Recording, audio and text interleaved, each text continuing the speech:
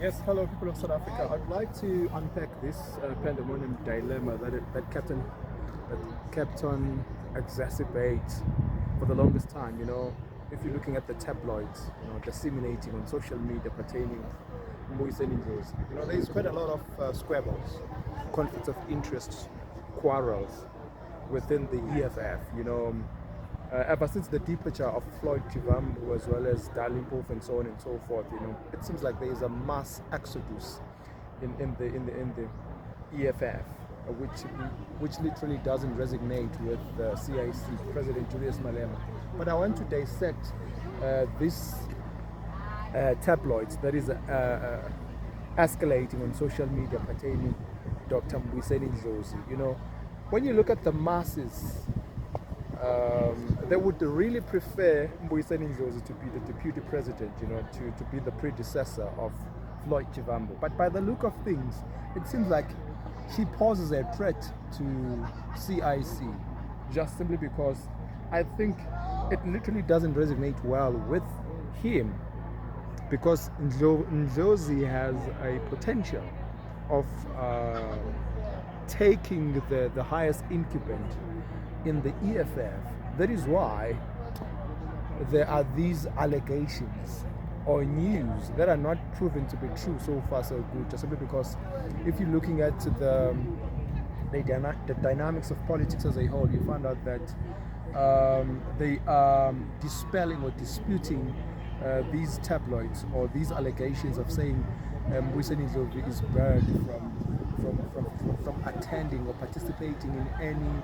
conference of the EFF. We've seen in a provincial conference he was absent there, as well as on what you might call this the Pala March kind of thing that has been taking place over the last past couple of years, over the last past couple of days. I think it's 2 to 3 days ago. I'm not quite sure about the exact date.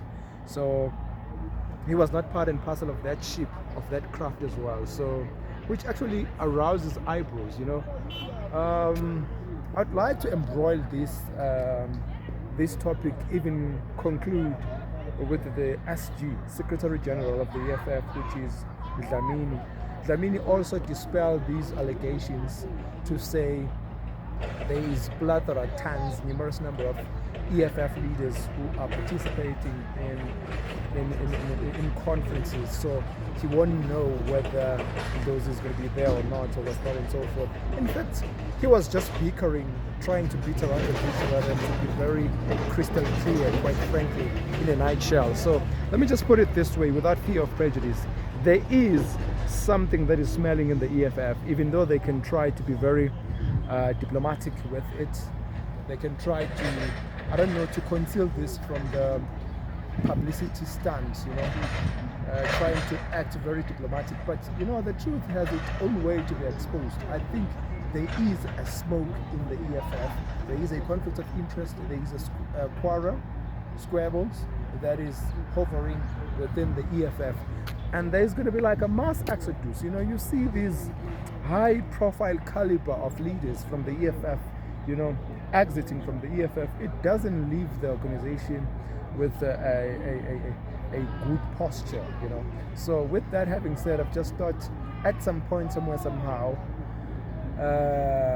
CIC is intimidated by the exorbitant amount of influence that Mbuyiseni Ndlozi has within the political organization, which is the EFF. So it poses a threat, to let him be the deputy, because I think it's totally true when they say he is a people's person, Ndlozi is a people's person, and we couldn't run away from that fact. So these tabloids kept on exacerbating and they kept on dispelling it, which also arises eyebrows, because we are very perspicacious, we can dissect, unpack, analyze situations and circumstances and come with our conclusion, rather than politicians trying to manipulate us to tell us what is really happening rather than what is really happening. So it is patently absurd and grossly unfair,